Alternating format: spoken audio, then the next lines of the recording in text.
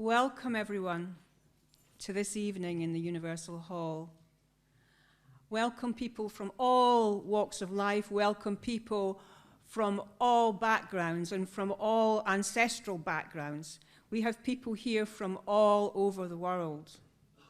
This is the Universal Hall at Findhorn, and we're just as a little choir called Bukhari, delighted to welcome you here.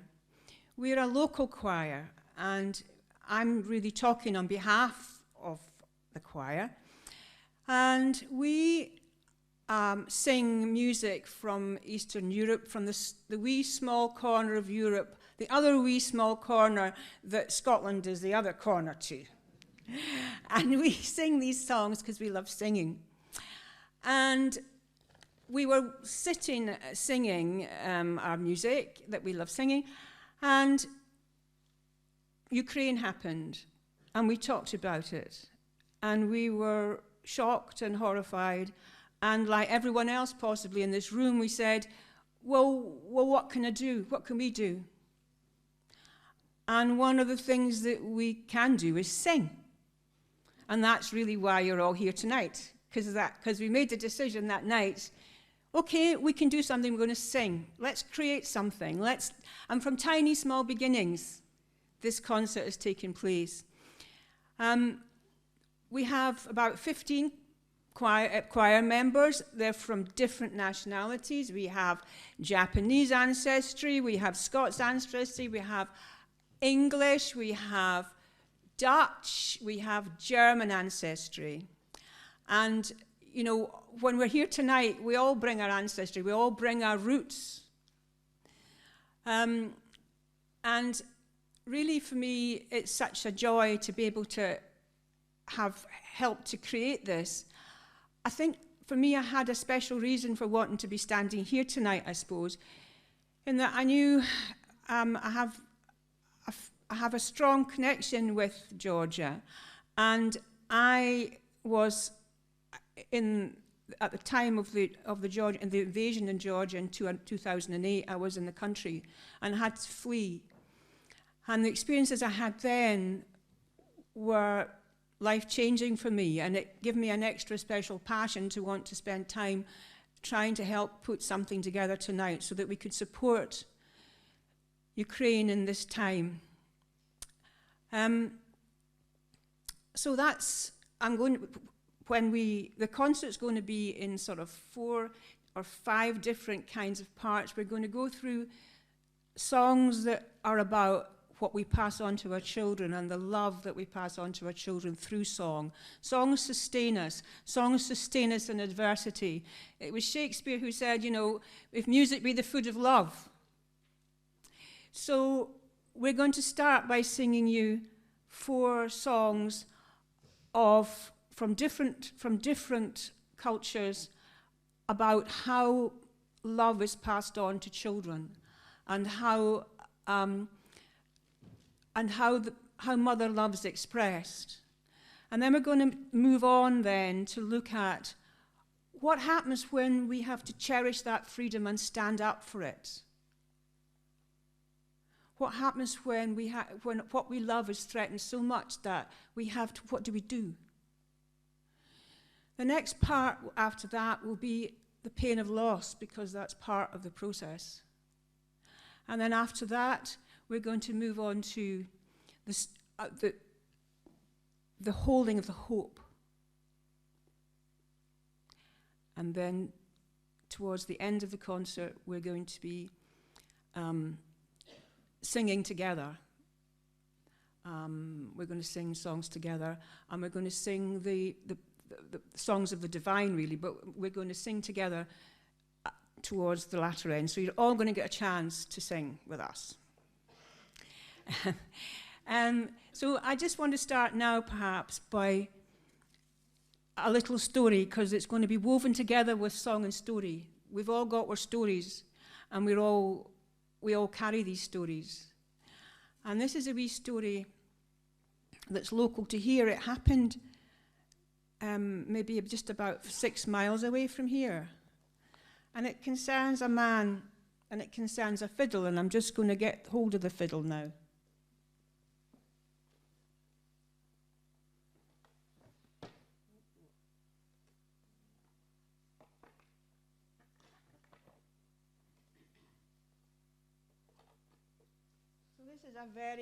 this is a very, very old fiddle. It's probably about 1880s, and it was made in Austria. And it belonged to a man called Bob Allen, and he was working as a gamekeeper just beside Lossiemouth in an estate there. And he had a sweetheart called Helen Bruce, and she was in service at a place called Easter Coltfield, which is just beside Alvis. And he was a fiddler, and he would play his fiddle, and his party piece was The Smith's a Gallant Fireman, from any fiddlers in the room. Dee deedle diddle deedle idle deedle didum idle deedle dee the rightle deedle didum. That's The Smith's a Gallant Fireman tune. No, he enlisted in the First World War, and he was a Lovett Scout, and he was in the Highland Regiment, and he enlisted in Elgin. And he took this fiddle to Gallipoli, to France, to Egypt. Through the whole of the First World War, this was the fiddle. And this is what sustained people. And that tune went with them, so that tune would have been heard in these places. He came home from the war, and he married his sweetheart, Helen Bruce, at the big house in Alvis. And between the wars, he played this fiddle in the village halls. He would play for the dances. He'd play the fiddle. And they had 2 children, 2 sons, 2 lovely sons, and they went to Elgin, school in Elgin. They had to walk from the village. And they went to school in Elgin. And then when the Second World War came along, both these young men went off. They went off. They both went off to the RAF, one on Wellington bombers and one on Spitfires. And the older one was Bertie, and the younger one was Jimmy. And Jimmy came back, but Bertie never came back. He was killed in action. And his mother, Helen, just never got over this. She just never got over it.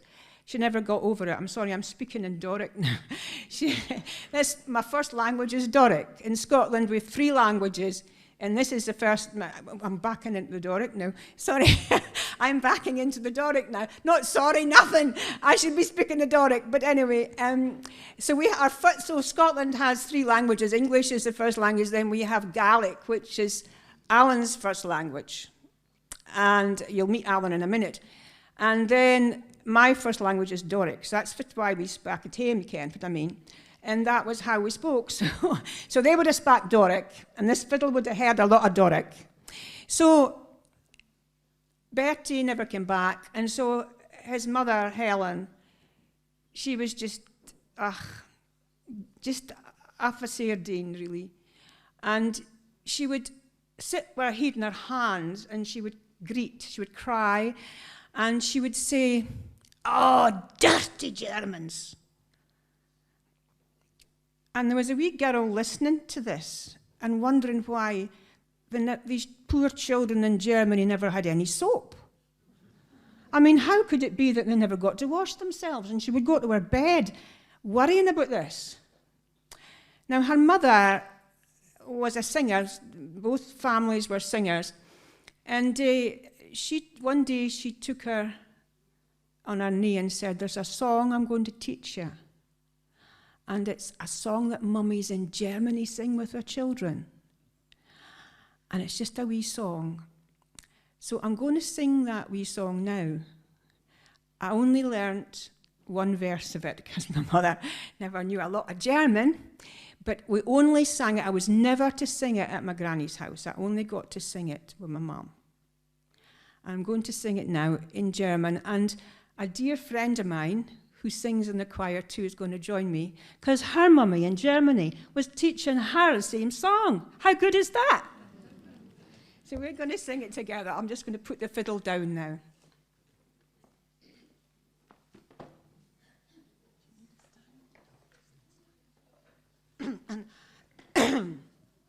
So this is Vera Bolan, and Vera is one of the leaders of Bukhari Choir. I sing in it, Vera leads it. And it just gives me complete joy to sing this. I'm going to sing it. It's just a wee tiny song, and it's just one verse of it's just a wee song, so I'm going to sing it in a wee voice.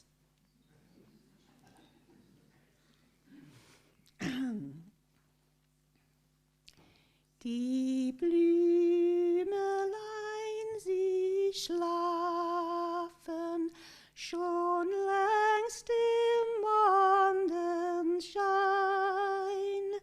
Sie nicken mit dem Kopfen auf ihren Stängelein. Es rüttelt sich der Blütenbaum, er sauset wie im Traum. Schlafen, schlafe, schlaf ein, mein Kinderlein.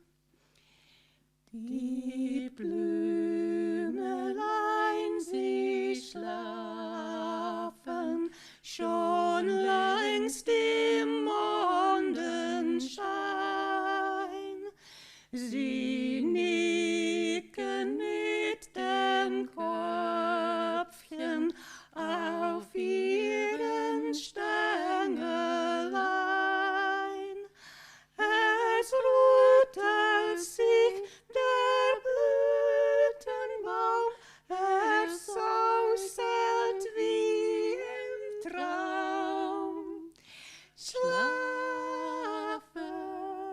schlafe, schlaf ein, mein Kinderlein. Thank you.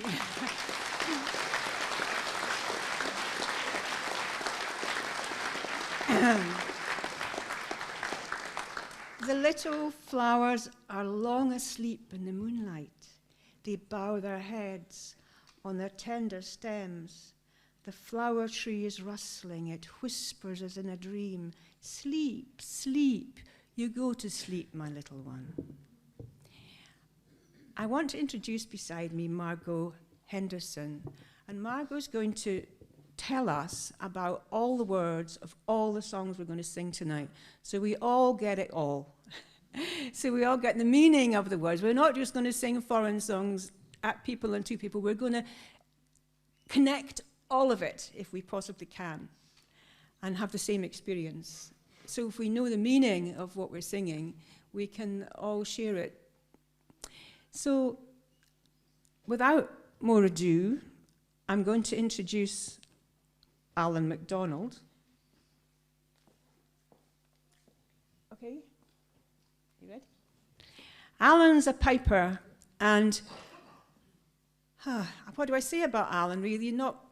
I can't really say much more than when Allan picks up his pipes and when he sings the music of his own cultural inheritance, really, it's almost like the ancestors whisper through him. I hope so. I hope so. It better be in tune. Allan's first language is not English. Allan didn't learn English till he was 5. He spoke the Gaelic. And hang on, we're just going to translate. Sorry, sorry, Margot. I'm getting a bit fast here. So what's going to happen is Allan's going to sing a beautiful song called Tala Donal Gorum, and Margot is going to translate the absolute essence of the song so that you know what he's singing and you get the meaning of it. And luckily, I had a wee chat with Allan before I sat down to do this, and he put me right because the original translation was not spot on. So I went straight to the piper's mouth to get the proper translation. She believed me as well. He could be having me on. So it's Donal Gorham's lullaby from his mammy. The sun is rising. snuffing out the stars. Whose is that ship? Whose but my son Donald's ship, my child's ship, the ship of my king? A golden rudder, willow masts, a well of wine in the stern, a well of fresh water in the bow. May you have the strength of the universe, the strength of the bulls that leap the highest, the strength of Cuchulain's hounds and of melodious Ossian, the might of the elements, of the heavenly hosts, the strength of 7 battles.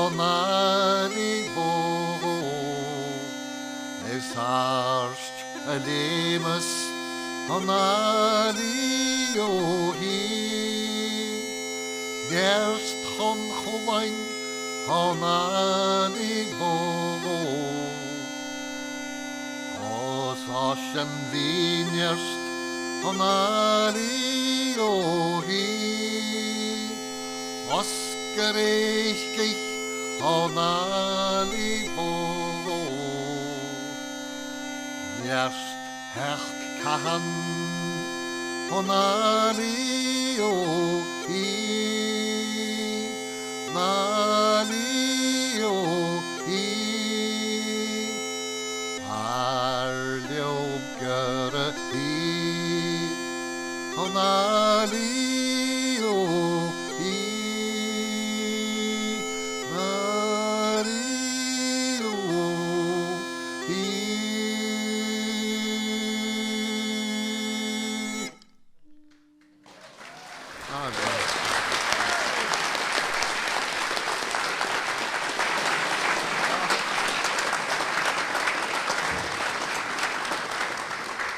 Thank you, Allan. We're going to hear another lullaby now, and this time the lullaby is going to be in Georgian because we're going to welcome onto the stage Kargia. This is Guruli of Nana. We have a bunch of Georgians there who come up to support.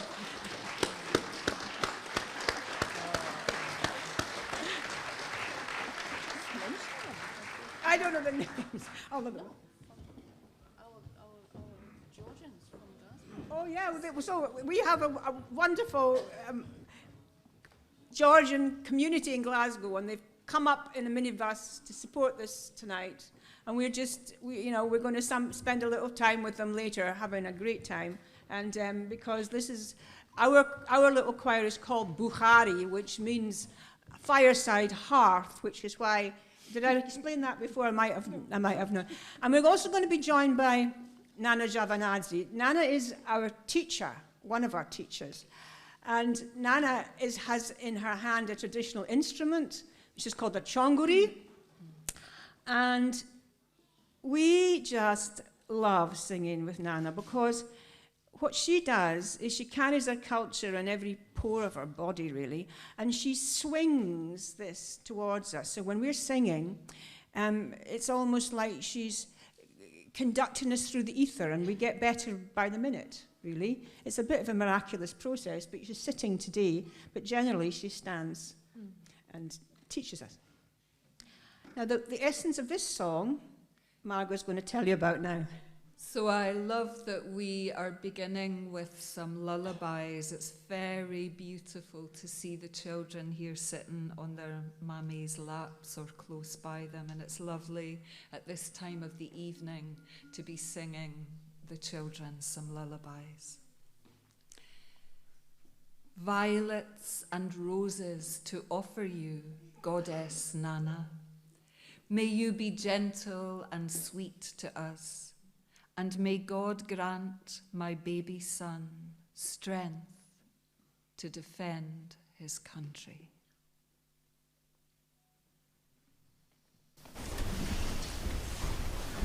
So we cannot easily escape from Madge. So she pulled me in to play, but I have not played Chonguri for ages. So I'll just try a little bit in the beginning at least.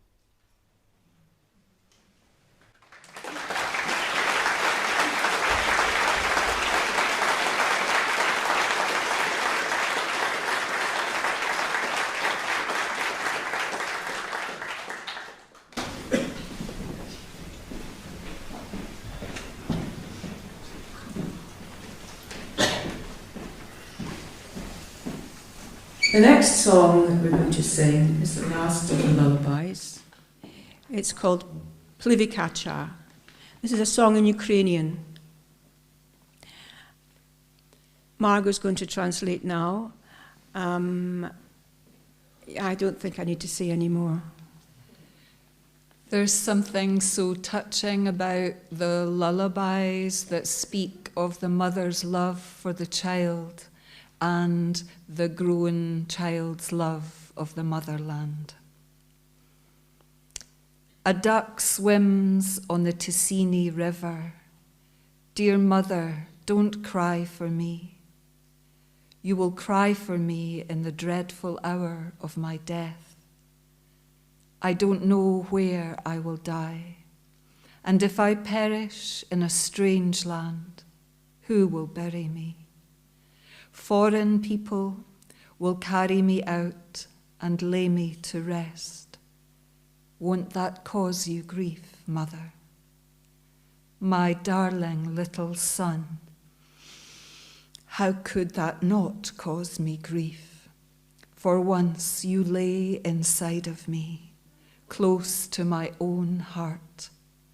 A duckling swims on the Ticini River.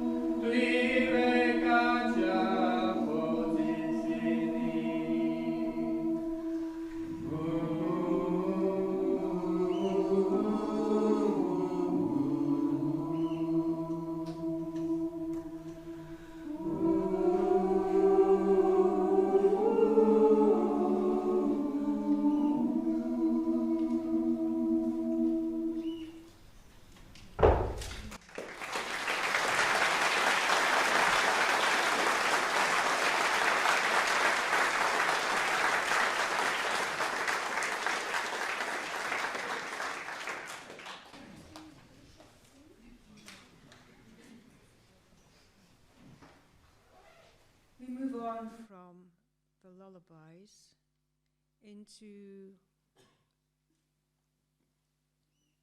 holding on and defending what's in our hearts and that which we cherish. And so now we're going to sing some songs that touch that idea.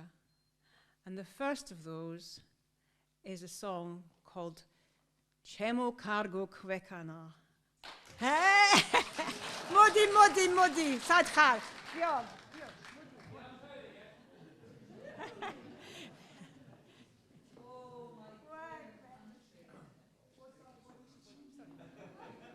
No, just wait a minute, we're introducing this. Oh, I see. Okay, sorry. This is Georgi Varieli. Gio lives in Glasgow, and I asked him, Gio, why do you want to hear this song? Because this song is really special for me. I come from 90s lost generation of Georgia. When Soviet Union broke up, it was hard time. Georgia trying to find its identity. And this was the songs that were sung at that time. Then I left Georgia, came to Scotland, and Scotland took me, and all our Georgians like your own, for which we are very grateful. This song is written by Georgian, one of our best Georgian writers, Allan Mzhavanadze, about more than 100 years ago. It's song about, songs are asking question, why Georgia, why are you sad? Why are you sad? Despite having bleak present, future is ours. And future is hope, future is love. And that's why I like it, because of the future. The fact that we are all here, all of you are here, and this connection to where we are at the moment and what's going on. And I'd like to give a warm hug to all of you and to Group Bukhari and Nana Mzhavanadze, and give really warm heart to all our Ukrainian brothers and sisters. And we are grateful for everything. And just simply to say, seeing your smiles and positive energy when we are outside, also appreciate it, and all your goodness. So thank you. So.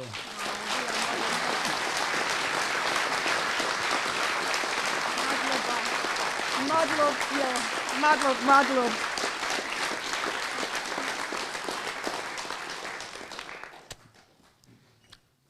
We're going to sing Chemo Cargo Kwekana now. And she's going to translate the words. Oh, I just love hearing you speak with a Georgian Scottish accent. It's beautiful. Oh, my dear country, why are you so troubled? Even if the present is not favorable to us, the future is yours. Although the elders have left you, dear country, the new generation is surely yours. They will uplift you. This is your day of glory.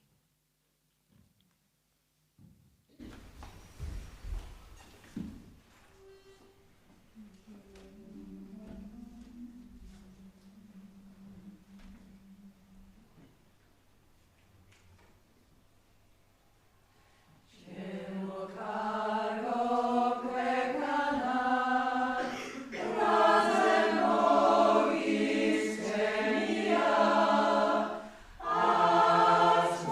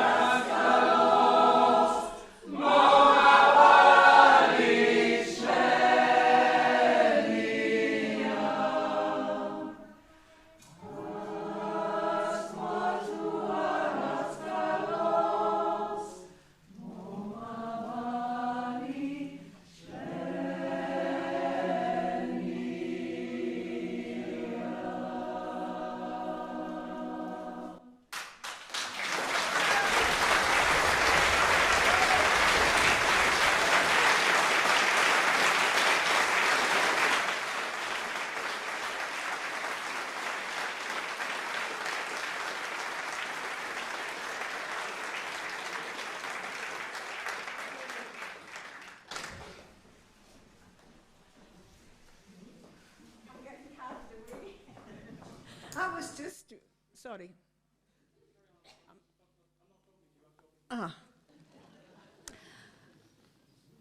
Okay, the next song that we're going to sing is in a similar vein. We're singing the Ukrainian anthem. Some of you will know this because you will have heard it.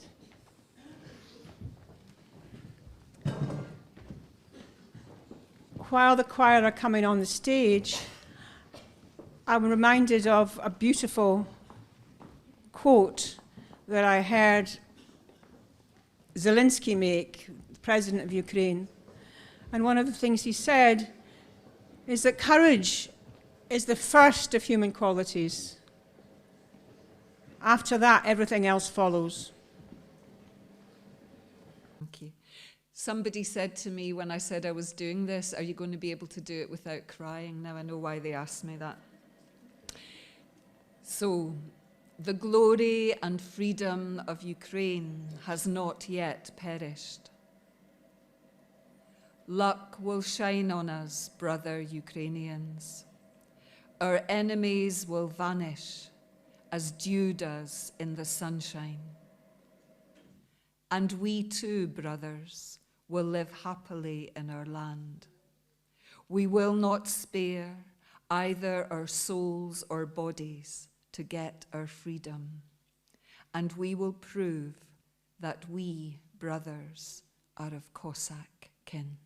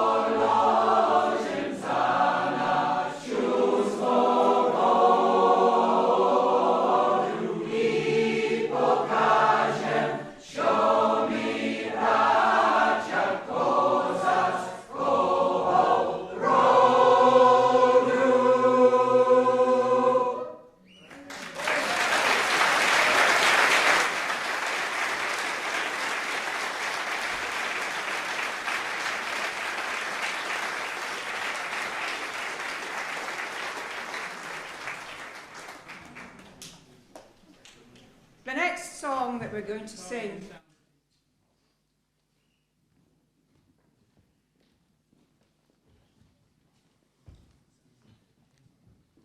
we'll just let a bit of the dissemblance go on here. They're all reorganizing.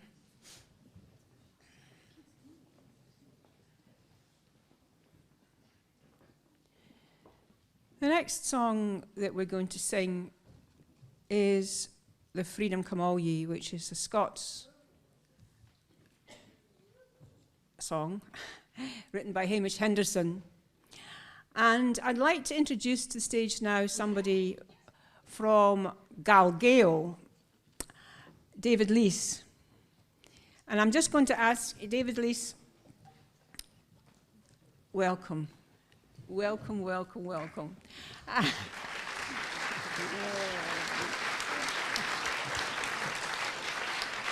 David, what are you wearing?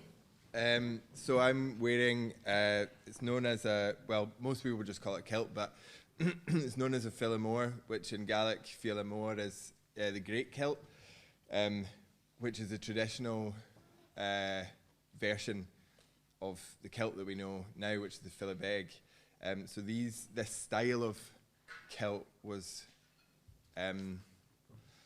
sort of outlawed as a cultural practice, I suppose, in the 16th or I think 16th century, 17th century, maybe the early 17th century, Statutes of Iona kind of time, and it was the beginnings of the sort of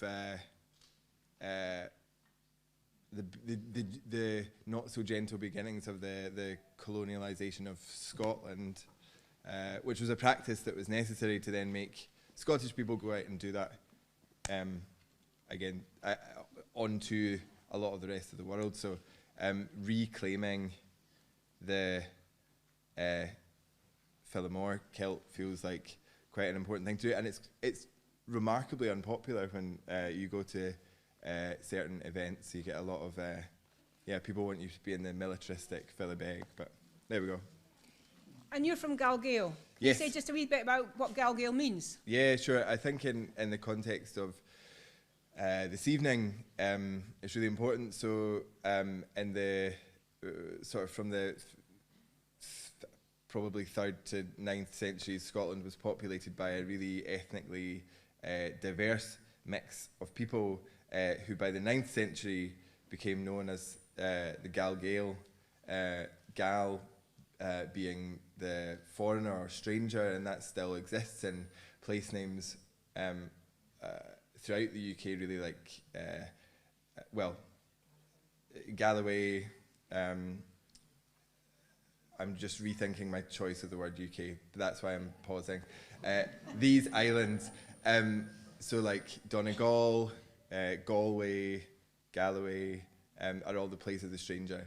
And the Gael being the heartland people, so the Gal Gael were the people who lived differently but together.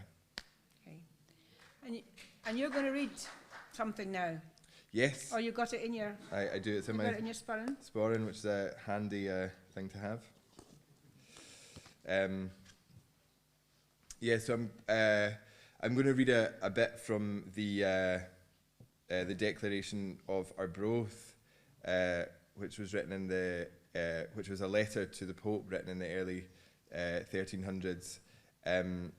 The section that I'll read is the Freedom Clause, which is, I just wanted to say a wee bit about the context of it, that this bit specifically is a statement of people's sovereignty, and it's not a blind allegiance to kingship.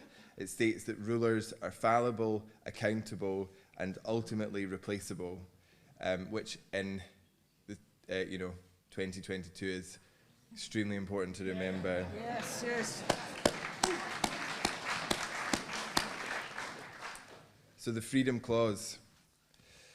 For as long as but 100 of us remain alive, never will we on any conditions be brought under tyrannical dominion.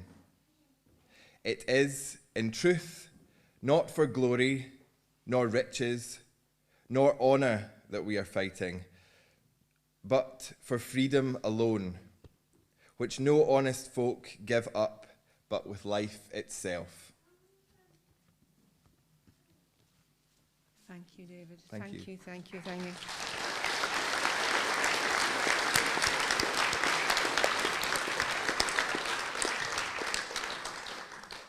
Thank you. And now Margot is going to tell us the words of the Freedom Come All Ye, which is one of the Scottish anthems, you would say, really. And I'm going to go and join the choir. That is Stoughton in Scots. It's wonderful. But I'll say it in English just in case you don't catch all the words in Scots.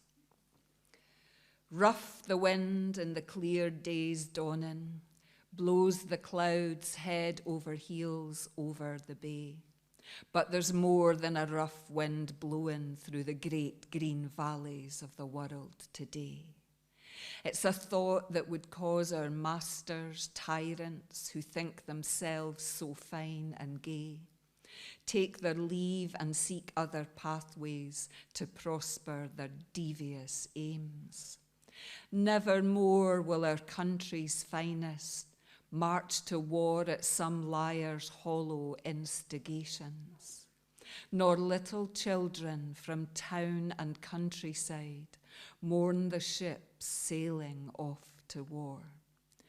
Broken families in lands that we have conquered will curse Scotland the brave no more, no more. Black and white will come together as one, and the vile compounds of their masters will be emptied. So come all ye who love your freedom. Don't believe those who preach doom in your house. All the children of Adam will find bread, drink, and a resting place. When MacLean meets with his friends in Springburn, all the roses and cherry blossom will turn to bloom, and the black lad from yonder Nyanga breaks the cruel power of the tyrants down.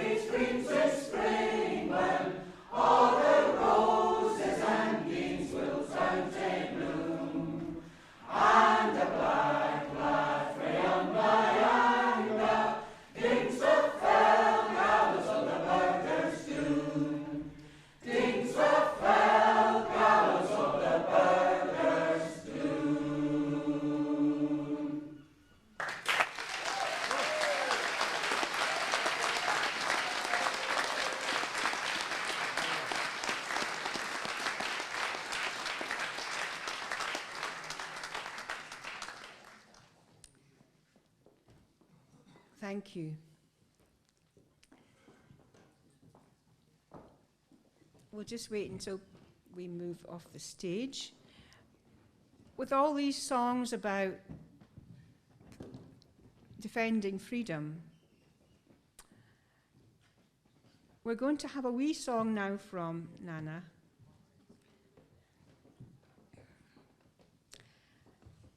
And Nana's chosen a wee song from a Scottish singer, Corrine Polwart. Many of you will know Corrine Polwart.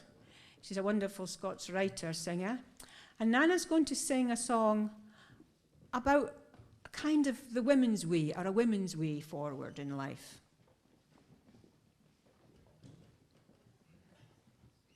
We have a wee cheer for Nana. Thank you. What? And the I think that we're not going to translate this song because Nana sings it so beautifully in English. We don't need to translate it.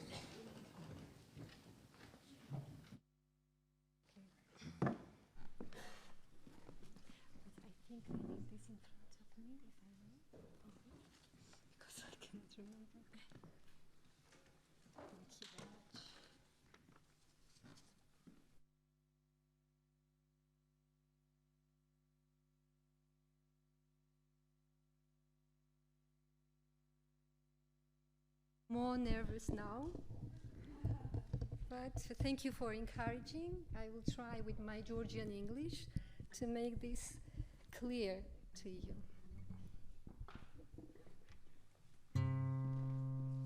Thank you.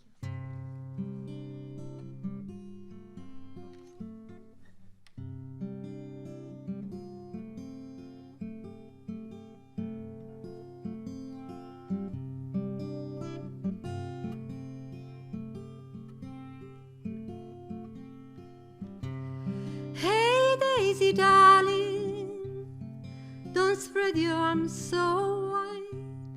Why don't you keep a little something inside? I know you think that hands are made for pulling us through, but there are many people in this world who don't think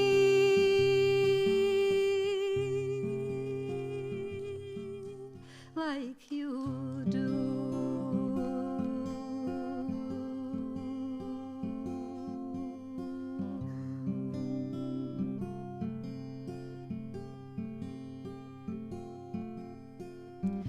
Hey Daisy darling, don't give them all you can.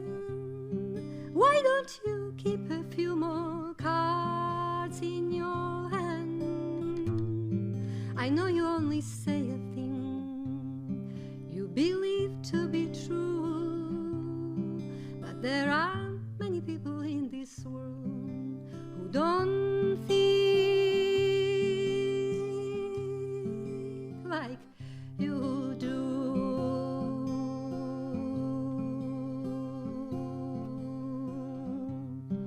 And they don't think like you do.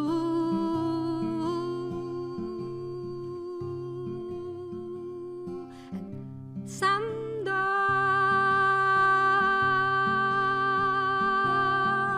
think at all.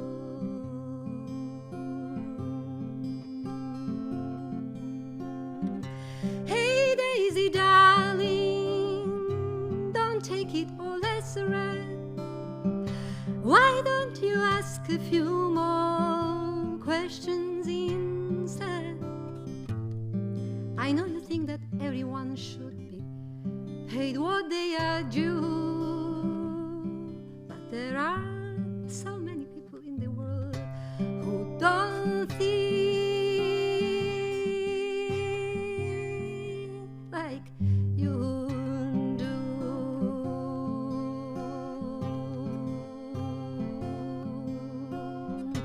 Hey Daisy darling, don't spread your arms so wide. Why don't you keep a little something inside? I know you think that hands are made for pulling us through, but there are many people in this world who don't think like you do.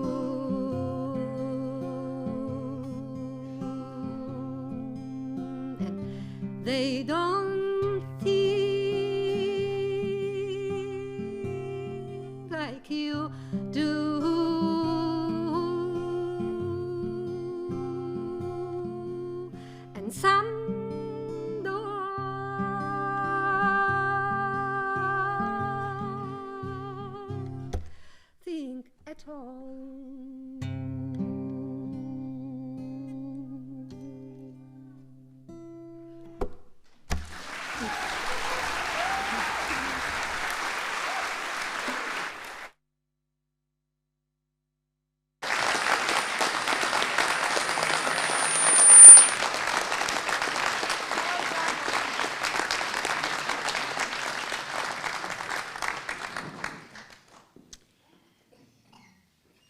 We're now moving to the part of the evening which is about the pain of loss.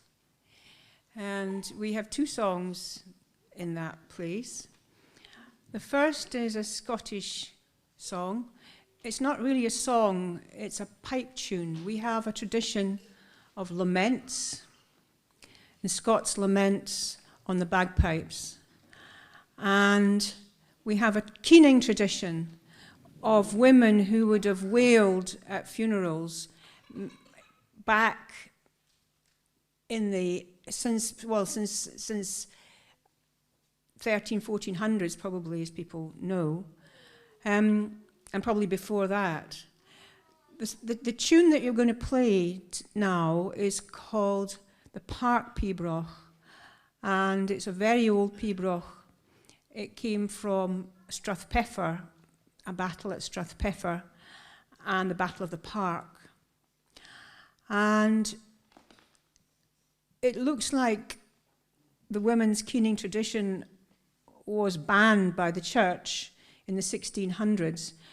And women have always held a role in grief tending, in all cultures. But in this culture, that release of distress and enabling the soul for the uncried tears to be cried, and for the soul to move to the next life, that was held by the keening women. And the clan chief would have had the keening women, but that practice died out, and it's still actually, it's in living memory still on the outer islands. And I'm going to invite Allan back onto the stage now, and I'm going to keen myself. What I'm going to do is I'm going to make the sounds of the women's grief that the pipes hold. And I'm going to do it in what's called the cantarach. And the cantarach was the sounds that the pipers used to teach, to transmit the piping. Now, Allan is an aficionado on the pipes. I shouldn't be really spending all this time talking because he could explain a lot better than me. But it's been an absolute delight for me to be able to reconnect with this part of my own tradition as a Scotswoman, because do we need these sounds, or at the moment, in all walks of life, we need to be able to make the sounds of grief, because if we can't make them, then we hold them, and then the next generation is affected. So what we're going to do now is keen the Park Pibroch. Now, I'm going to introduce to the stage Allan MacDonald, who you saw before, and I'm also going to introduce Timothy. Timothy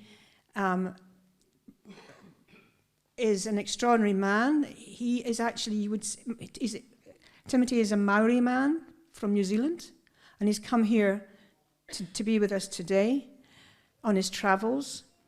The Maori have, like many indigenous cultures, absolutely teach children who they are in relation to the land and the landscape, their lineage, their heritage. So everybody knows who they are. And as part of that heritage, Timothy traced his own heritage, and his own heritage to his great-great-great-grandfather. Have I got enough greats? Good. Who was a Mackay from Betty Hill in Sutherland, who was cleared and ended up in New Zealand.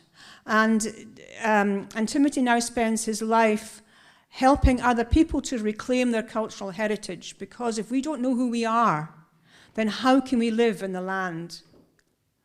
And because of all the migrations and forced migrations that are happening all around the globe, this work is exceptionally important. So what's going to happen is that Timothy is going to come and he's going to drone as Allan plays the pipes. I'm going to keen during this, and then Allan's going to play the pibroch on the pipes. The pibroch is our noble music. The pipe music has the pibroch, which is the exquisite, beautifully crafted, formed music. And the other music, which is the ceol, that's the ceol mór, and the ceol beg is this kind of my granddad would play. He wouldn't have played the pibroch on the fiddle, but lots of people do now. But there's a real exquisite nobility about the pibroch, and it's known the world over, and people like Beethoven studied it because it's of such import, really. So for me, to reconnect with my own tradition in this way has been one of the real absolute pleasures of my life, really. It's really like a duty, really. So I'd like to to do this now with Allan and Timothy, and I'm going to wear something because I want to wrap myself in the land when I'm doing this.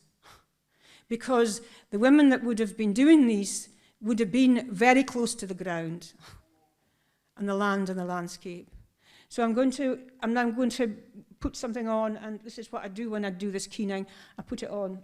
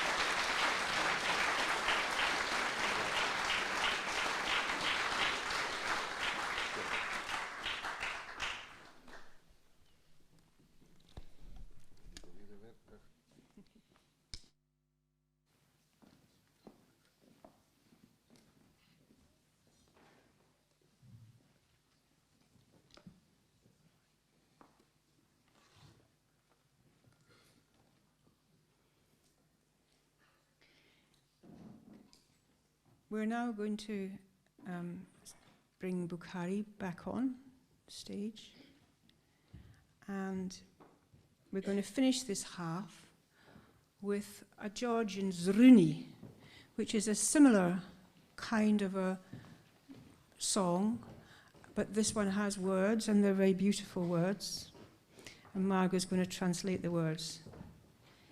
So now we sing a Georgian zruni, which is a version of what we've just heard. And then we have an interval for about 10 minutes, but I'll tell you about that when the time comes.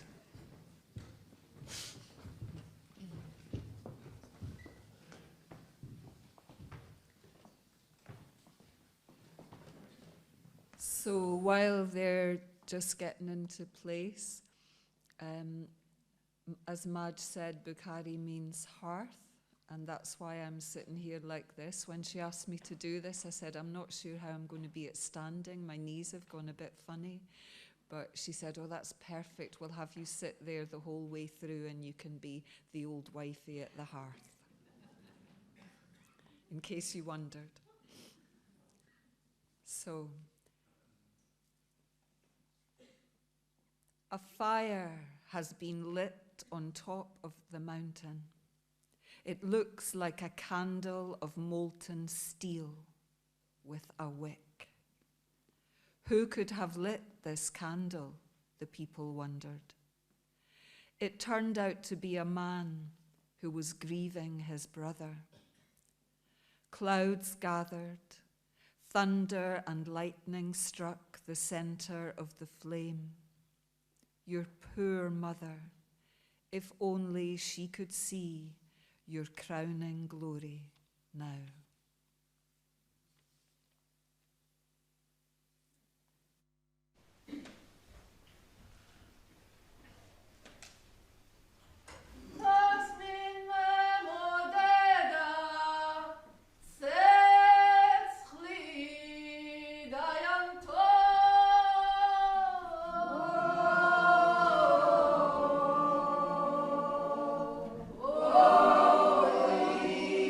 Oh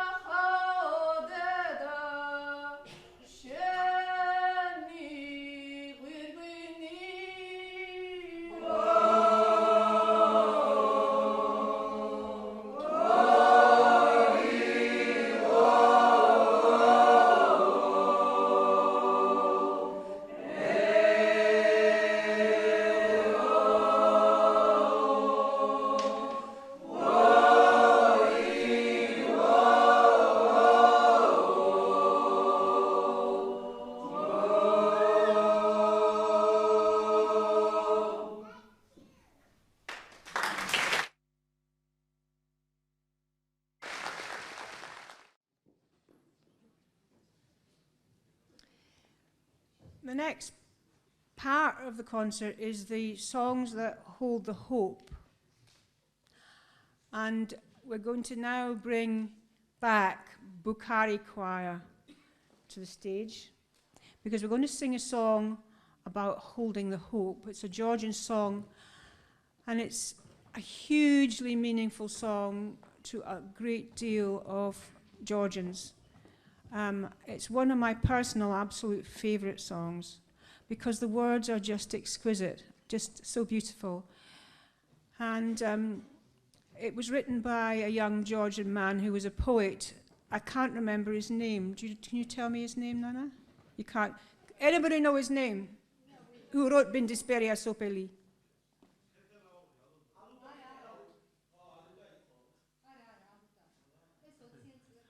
Oh, excuse this interlude. Who wrote it then? Anyway, whatever he was a poet of the finest, and he writes in a very beautiful way. Before I introduce the song, though, I'd like to introduce somebody else from Scotland who's sitting in the audience. And we're on the subject of granddads. Iona, would you like to come and join me? I'm going to be joined by Iona Keelhorn. Is that how I say your name? Yes. Good, good. And I talked to you about my granddad, and Iona's going to say a little bit about her granddad, because her granddad, probably they were within miles of each other, these two men. Her granddad became one of our prime ministers, our first Labour prime minister. He was from Lossiemouth. And his name, yes, his name was Ramsay MacDonald, James Ramsay MacDonald, yes, James Ramsay MacDonald. And the reason that I bring Iona here is because of Ramsay MacDonald's work on attempting to maintain peace. His maiden speech, on the afternoon of his maiden speech in 1906, was about political asylum for refugees.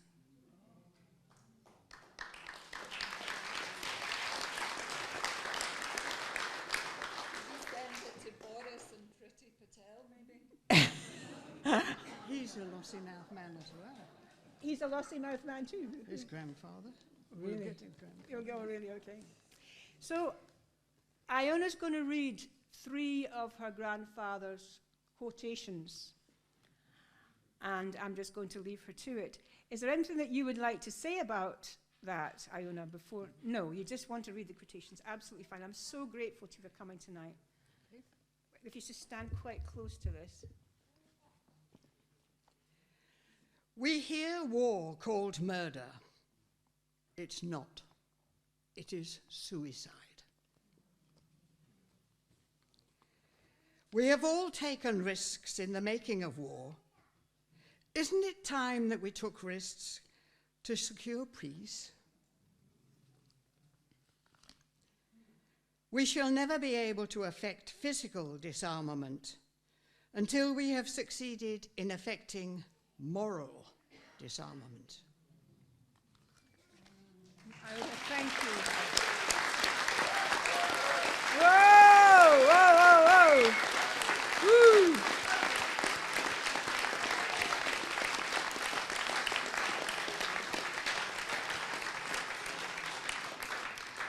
Ramsay MacDonald came from extremely humble beginnings.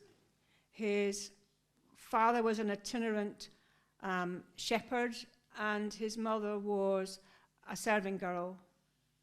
And he was brought up by a single parent who had the most incredible tenacity and courage and brought him up in a way that enabled him to be the leader of his country. He was friends with Gandhi. He was friends with Einstein. This is a man of local stock. We just have to remember these things sometimes when we get lost in our thinking. Okay, the song that we're going to do now is Bindisperia Sopili, and I'm going to ask Margot to try to read it. It has special significance for me, just in a little way, because when I was caught up in the war in Georgia, I was with a family, and we didn't know when we separated whether we would ever see each other again, because I was going one direction, and they were from Gori, which Putin, obliterated really. And they said to me, if we see each other, if we go home, when we go home, we're going to sing. Maggie, I said, okay, we're going to sing, and I left them. About 6 months later, I got this message through, we're back.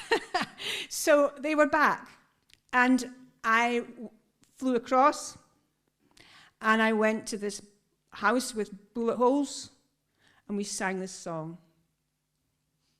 So I'm singing this song for when we sing it. Nana and I are going to sing it with Bukhari. We're going to sing it for holding the hope that the future can be different. And the words of the song are so beautiful, self-explanatory, really.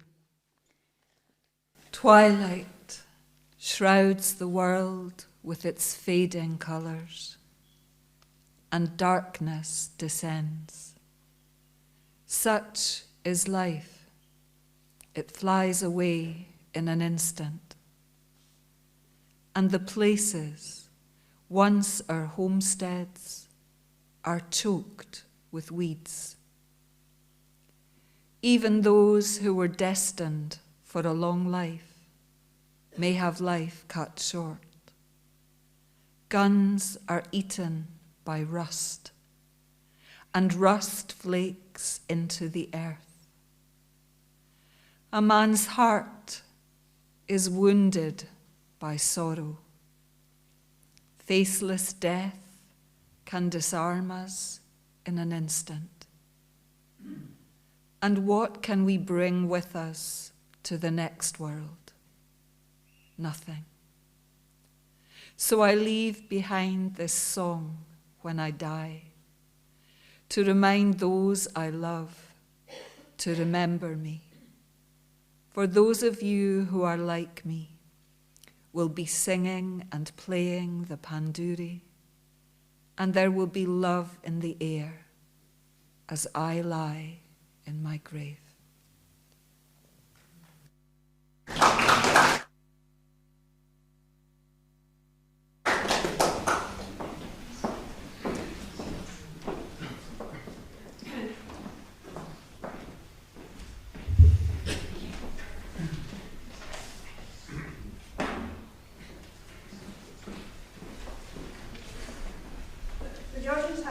The Georgians have an expression, it's called Mometsi Bani, which means lend me bass.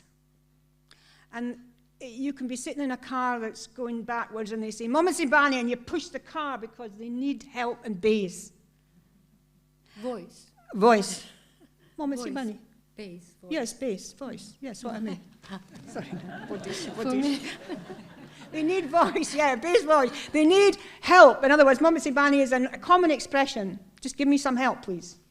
So when the choir worked tonight, when we've been practicing this, it's been one of the most beautiful experiences to have this help. You can feel this choir moving your voice. It's just the most beautiful thing, and it's one of the most reasons why I love singing this music. It's just the most wonderful thing. Anyway, thank you. I just want to say that. Yeah. It's really important. Madlob, thank you. Yeah. Arab, please. Okay.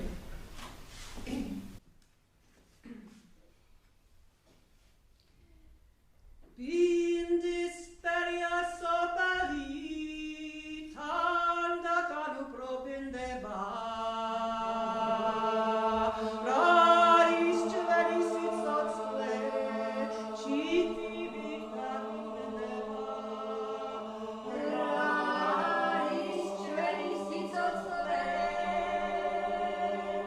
She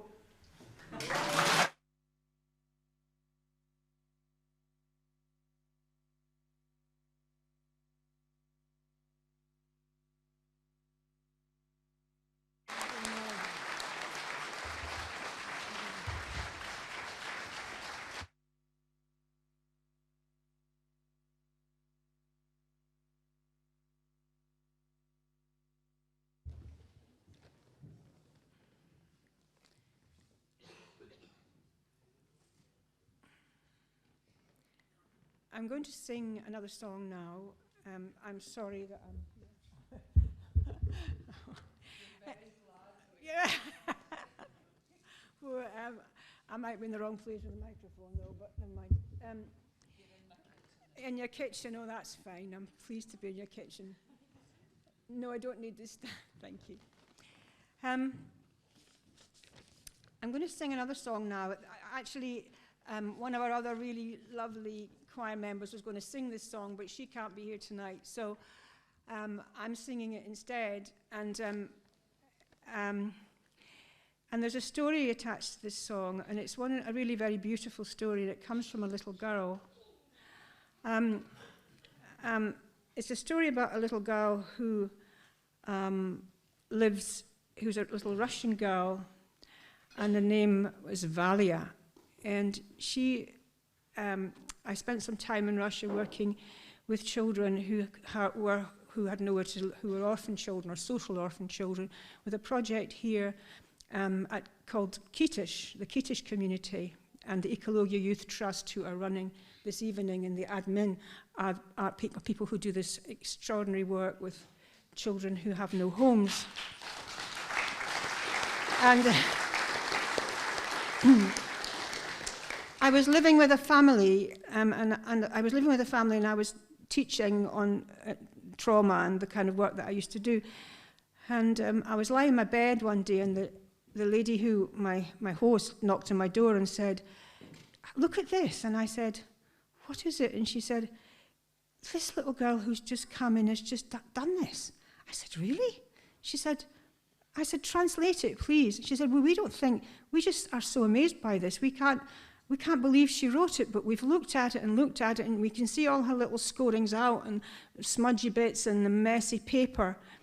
And by this time, somebody was translating really, because I asked, "Please translate really well." And it was the most beautiful, beautiful thing about a guardian angel. This little girl had written this poem about a guardian angel.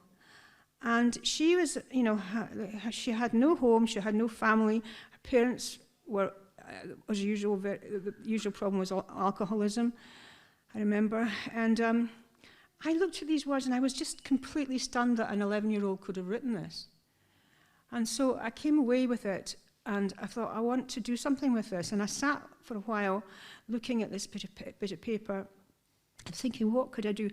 And we have such beautiful music. We have just such beautiful, beautiful music. And I thought, maybe I could put it to one of our tunes. So I did. I took the essence of the song and I put it to one of our tunes. And what's the name of the tune, Alan? Something maroon. Could you say what that Mila Mula Magablone? I don't have the Gaelic. On my elbows and on my knees. My elbows on my knees. Mulla toch niet in elkaar, and I'm very sad making this point.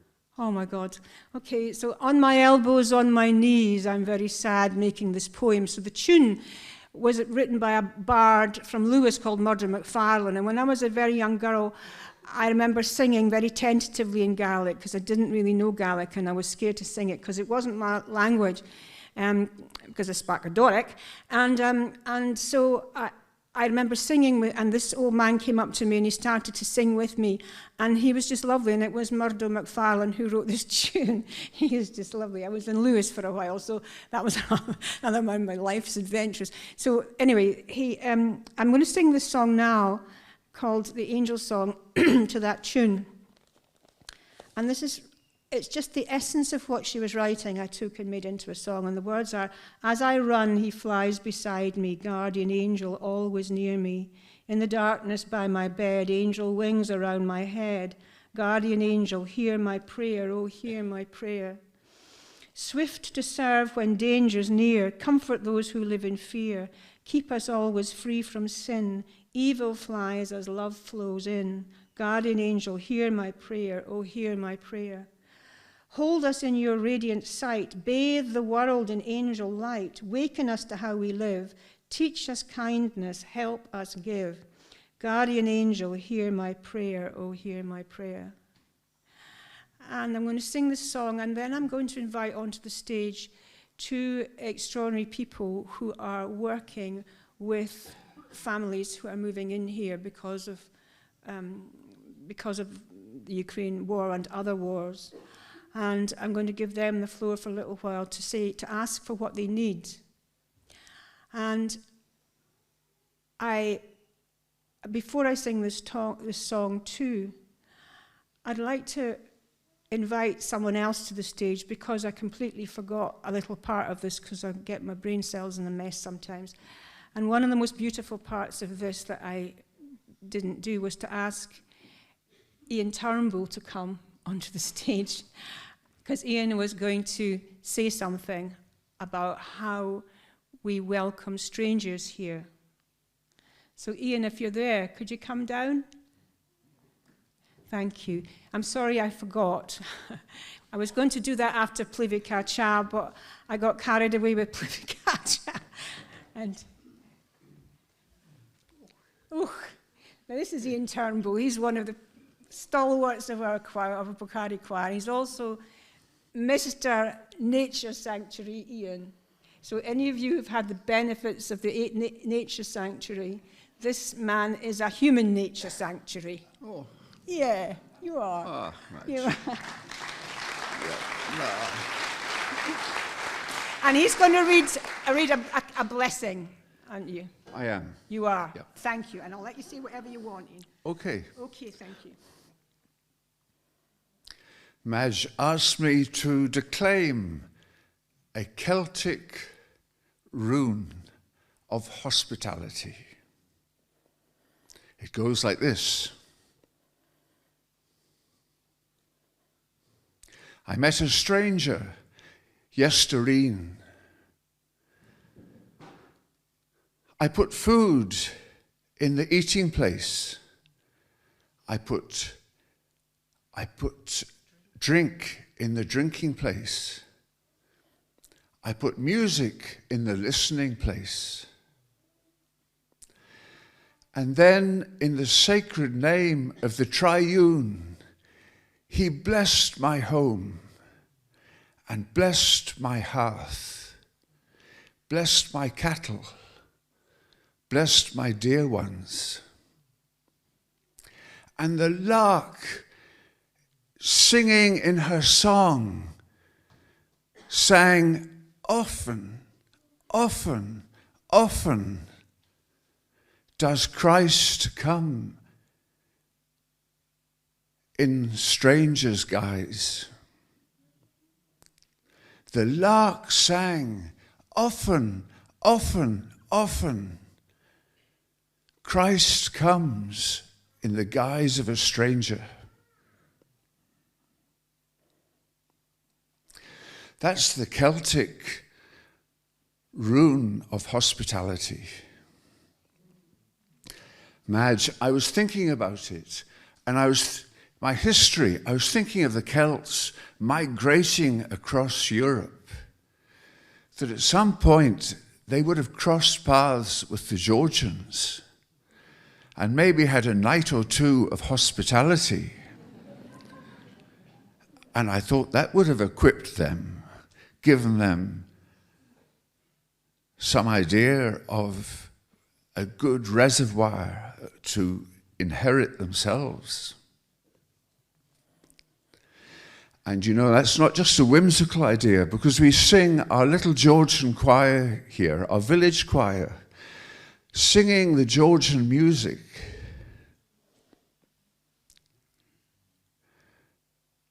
It feeds us with a vision of a world and universe that is easy for the Georgians. The Georgians have cultivated. By osmosis, we are rewarded and nourished by the same vision. Thank you, Georgians, coming from Glasgow.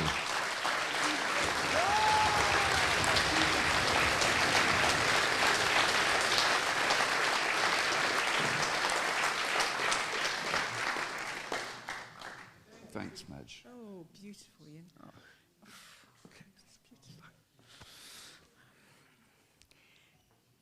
I'm going to sing the angel song now.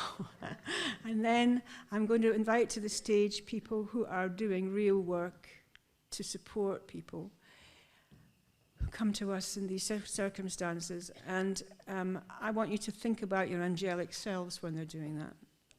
I know that you gave something when you came, but maybe now giving takes on a slightly different meaning, and there may be even more to put in the baskets that are coming. There are some beautiful things here for sale, and Gail is dealing with those, but over here. And I'll introduce that in a minute, but I'm going to sing the angel song now, if I never sing this song.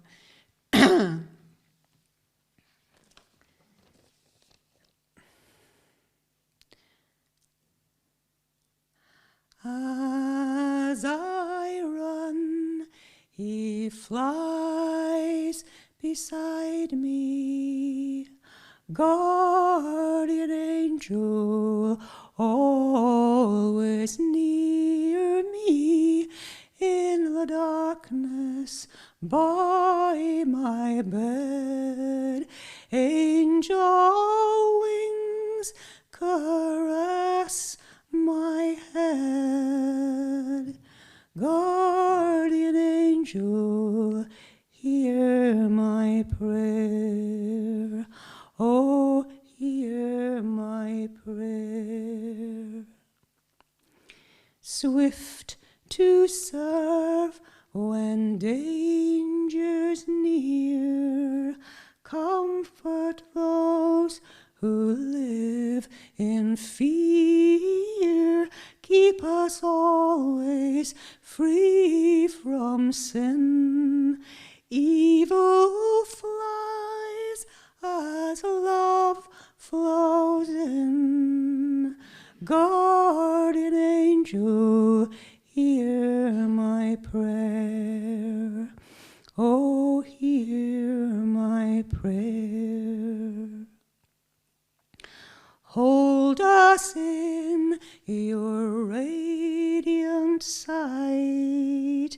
Bathe the world in angel light. Waken us to how we live. Teach us kindness, help us give. Guardian angel, hear my prayer. Oh, hear my prayer.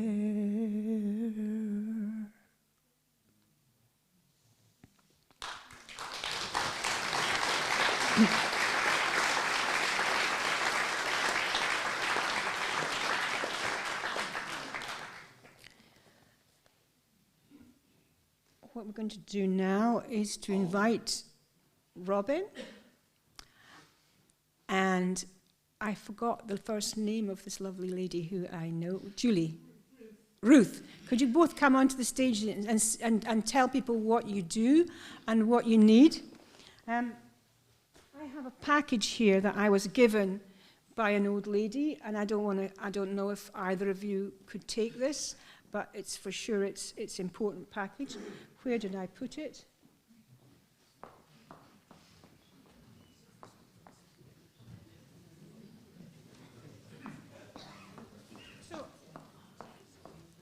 An elderly lady came up to me and she said, I hear you're doing something for Ukraine. And I said, yeah. She said, well, I would like you to have this. These are some sheets. And I said, oh, thank you very much. And when I looked, just peeked in the package, there were some exquisitely beautiful, laundered, white sheets. This is a pack of white sheets that she's lovingly folded up, ironed. They're beautiful. And I just thought about the symbolic meaning of that. Can you imagine coming to white sheets that somebody has so beautifully laundered? So I'd like you to have these white sheets, whoever can take them. Can you take them? Definitely. You definitely take them. Okay, and I'm going to get off the stage now. Shall I invite you first to come in? Sorry, I forgot your first name. Ruth, sorry. Yeah. A bit of the dementia or something. Hello, and it's great to be here and great to have been invited. I'm Ruth Jeffries. I work with the Moray Council, and Madge phoned me up partly looking at the council's website and looking at what the council has been doing around the host families scheme and resettlement of Ukrainian refugees. And I said, well, I only partly work with that, but actually I've really got an ask that I'd like to bring along. So Madge said, yeah, come and ask. But first off, I just would like to give you a little bit of a flavour of what the council has been doing. You will know that obviously there's the host family scheme, and also the Scottish Government has become what's called a super sponsor, so people from Ukraine can go straight through the Scottish Government to look to come to the UK.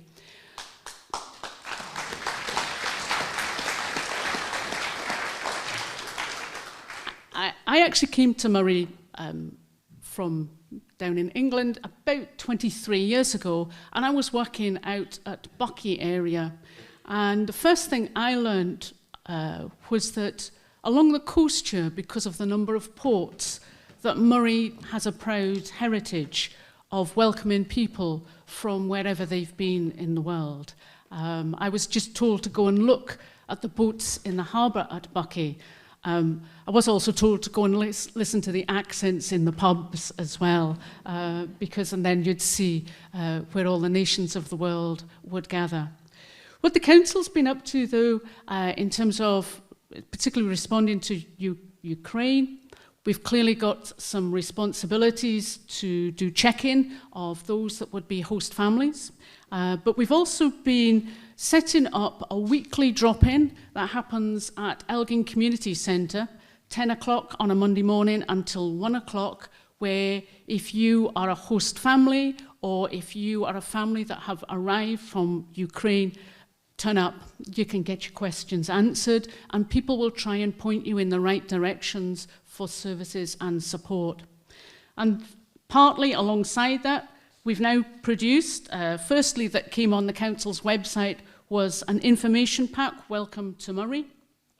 It tells you all about things like registering with GPs, getting schools, nursery places, and other kinds of support. And as I picked them up from the press just last week, we also now have one in Ukraine as well, so that families can kind of read without having to go through a third party as to what the information is. But please, if you know anybody that's just arriving or is due to arrive, then absolutely tell them about the community centre on a Monday. But my particular ask, I work with young people generally leaving care in Moray, but we've been tasked by the Scottish Government to look at responding to unaccompanied asylum seekers. Now, those are young people 16 to 18. Some of those will have come from Syria, Iran, Eritrea, and just this week the Scottish Government announced that they will open up that scheme for unaccompanied Ukrainians that need to come.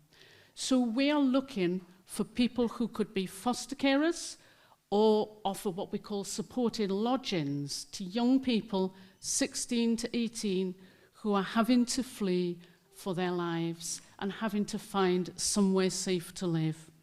If you think that you could offer that, I'm going to be here at the end.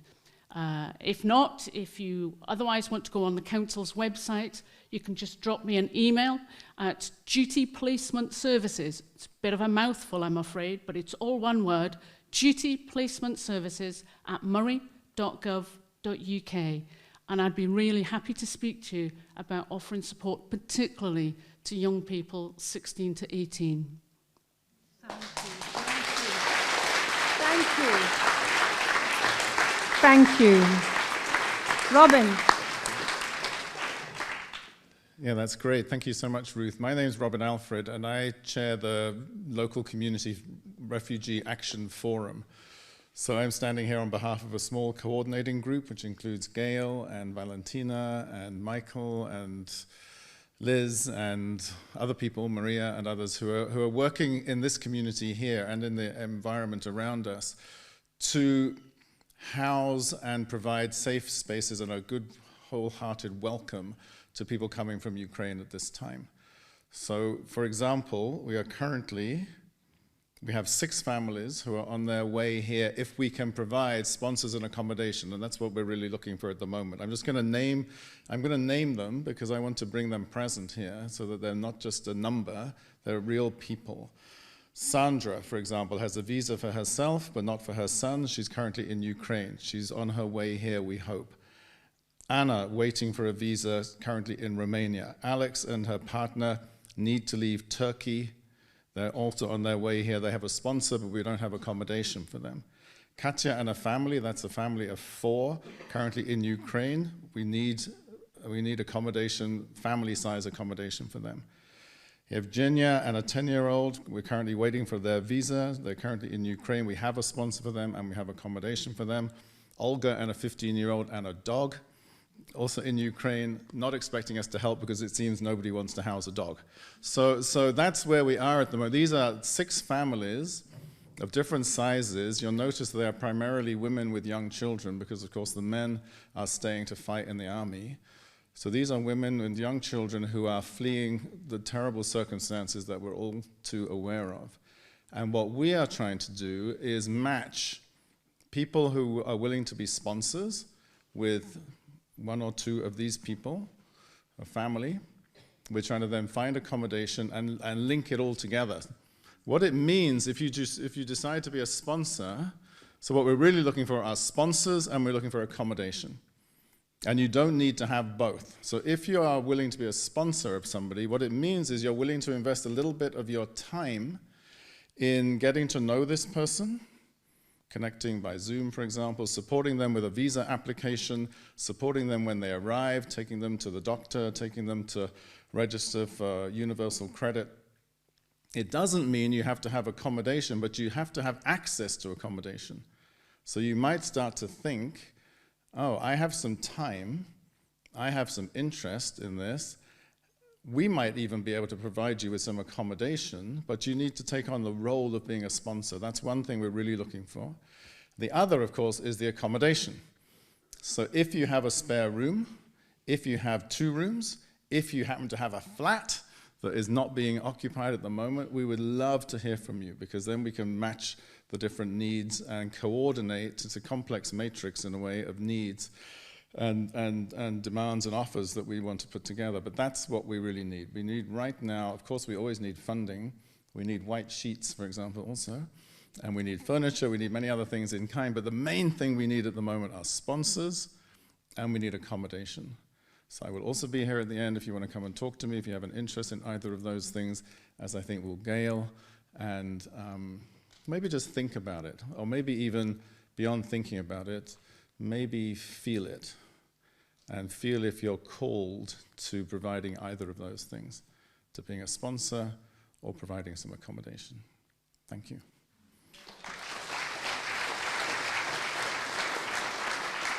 Thank you. Thank you, Robin. I'm not going to say anything much about this next song because the words are absolutely self-explanatory. I'm going to invite onto the stage Sounds Deep now. I want to say that remember when we had the most amazing Ukrainian anthem? We're going to sing this again. The choir that sang it with us was called the Forest Big Choir. And I didn't actually say that they were the big choir, but when the stage got bigger, that was the big choir. And singing is just such an amazing thing to do. So anybody wants to join a choir, come and join the big choir, come and join our choir, just go for it, because you get a lovely choir leader called Bill, who's just so accommodating and wonderful. So I'm just telling you that, okay, just because I forgot to tell you that before.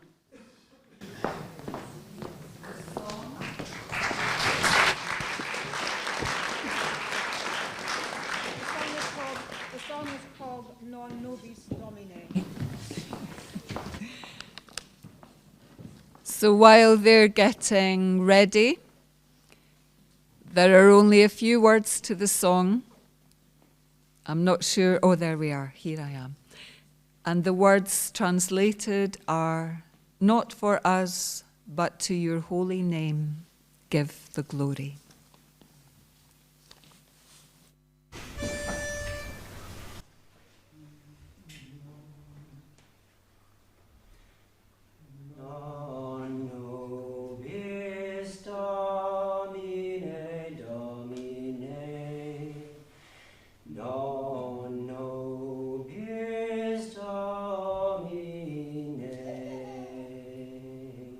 Sed nomine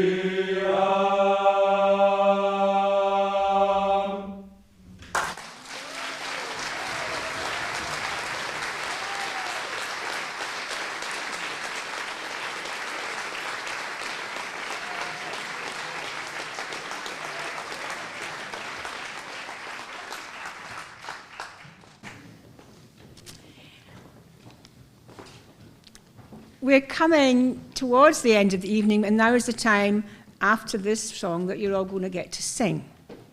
But before we do that, I'm going to invite the big choir back on to the stage because they're going to sing a prayer for Ukraine. A very beautiful song. And now I'm going to ask Margot to just tell us what that song means.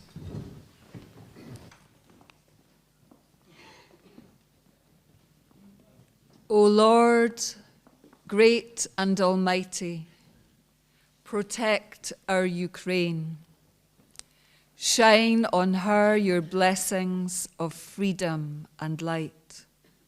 With the light of learning and knowledge, enlighten us, your children, in pure love everlasting. Let us, O Lord, grow. We pray, O Lord Almighty, protect our Ukraine. Grant our people all your kindness and grace. Bless us with freedom. Bless us with wisdom. Bless the world, O Lord, with good fortune forever and evermore.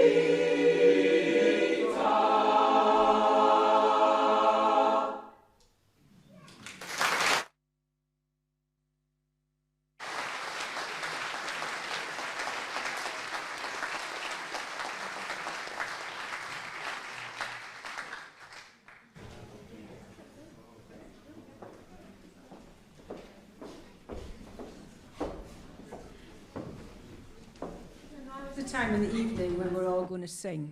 And we're going to sing a song that we think you probably all know. We haven't practiced this song. We just want to sing it with you. I think when we sing it, we're going to get some very interesting words coming down, so you won't have any excuses. And we don't really mind if you can't sing, because we just want you to make a noise. All right?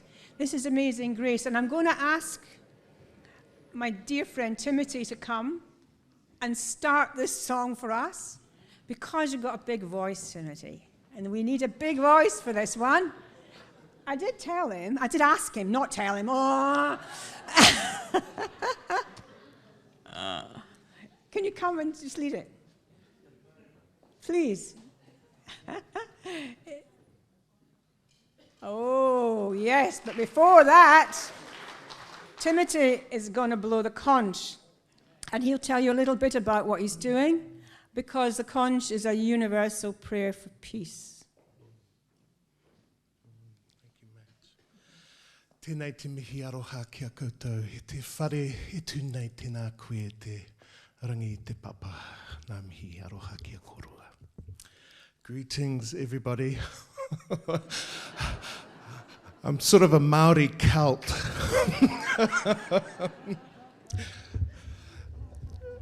My body sort of stretches the depths of Te Moana Nui a Kiwa, the Pacific, the great Pacific Ocean and the North Seas.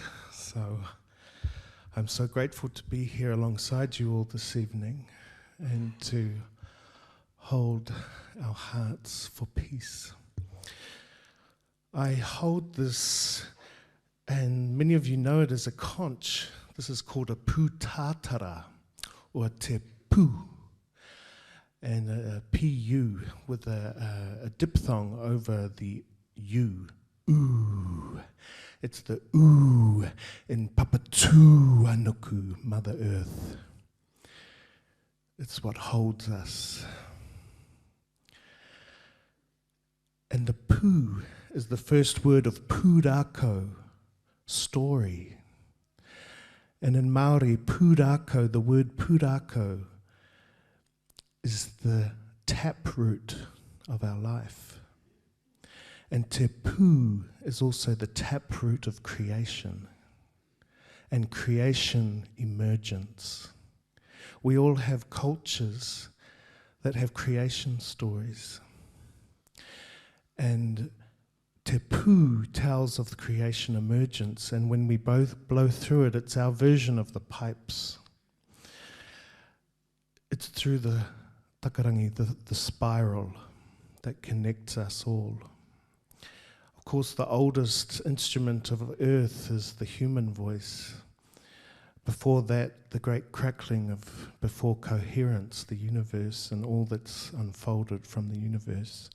But for the human being, the human voice and human movement would be the oldest instrument, but pretty much second to that, there we are.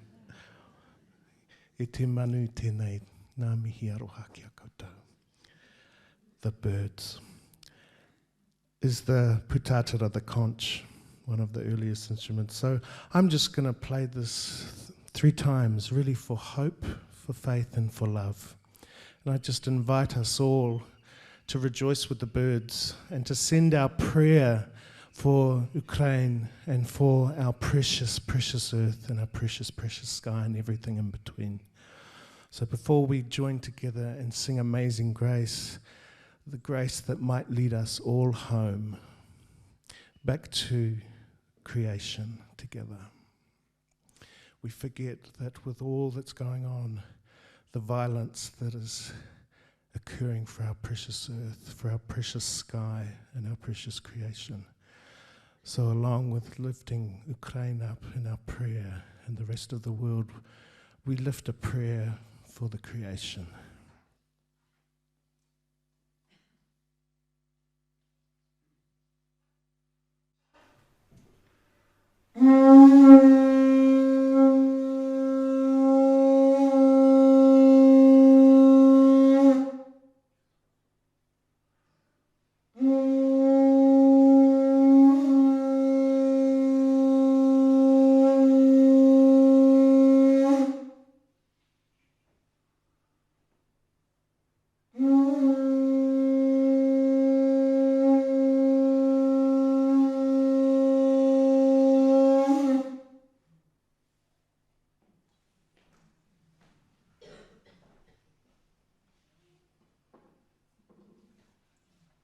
Let's join together and sing.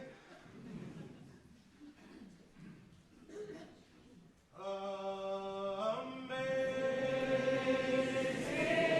grace, how sweet the sound that saved a wretch like me.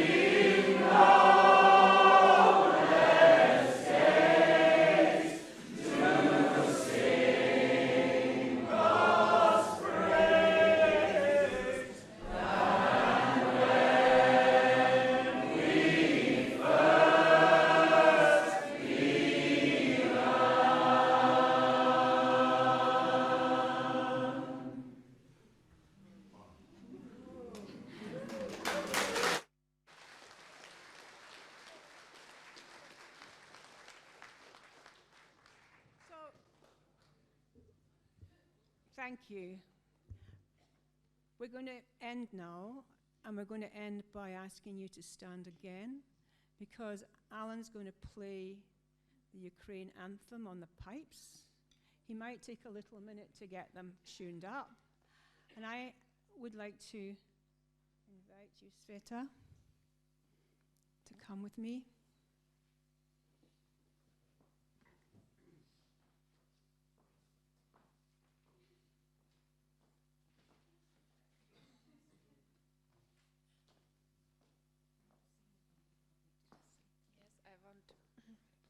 I want to say hello and thank you for this evening. I didn't prepare words, I'm sorry. My daughter prepared some picture. I didn't prepare words. So I want to say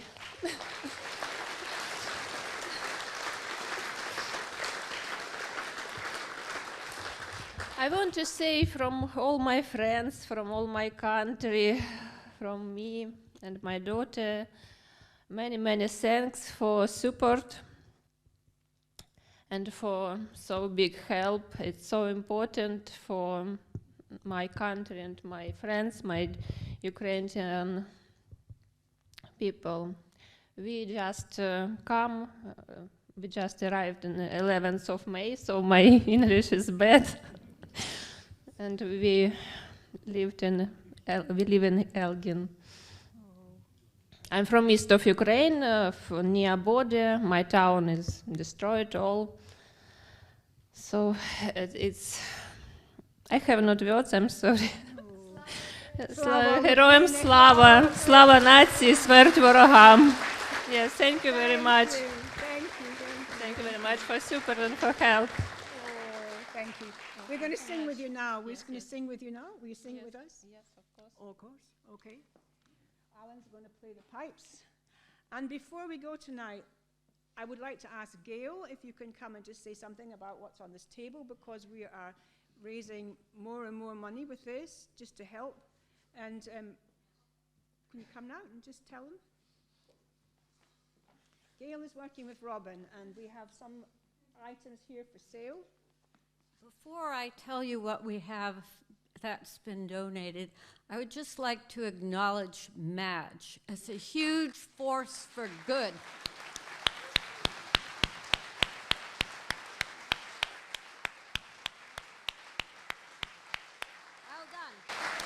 Well done. And I would just say that I've been focalizing the accommodation in the park, and we have received huge numbers of donations in terms of time, energy, expertise, and things. And we're just about finished our first bungalow, and we're moving on to the second one. But as Robin said, we need more sponsors and more accommodation, and we need funds. So several people have made beautiful items. Janet Banks has made stained glass, sunflowers, the national flower. Madge has painted a beautiful picture.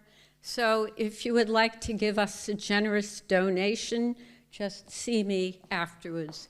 We can all be, and I really have experienced how we are all the force for good. Thank you.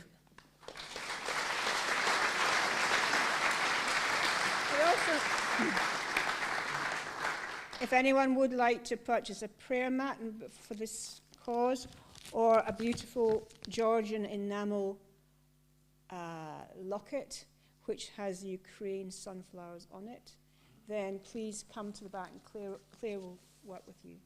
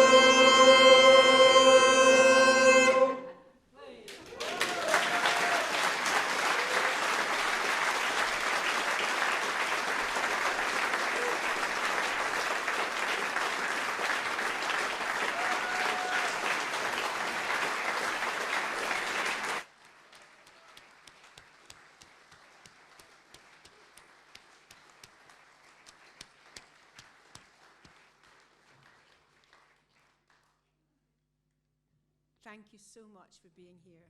And thank you for this evening. And thank you for bringing your hearts and sharing them with our hearts. And thank you to everybody who's made this possible. Thank you to Bill.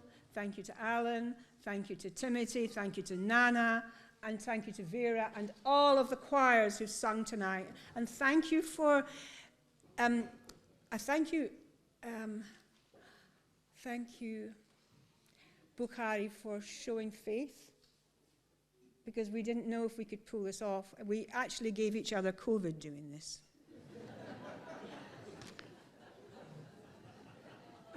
We're very sharing people. We share the virus as well as everything else. But so please share what you have in your hearts. And if you think you had a good concert, put some money in some of the boxes that we have. Or come and see me and give me some, and I'll put it in the right box. Thank you so much for coming, and thank you again. Whoa!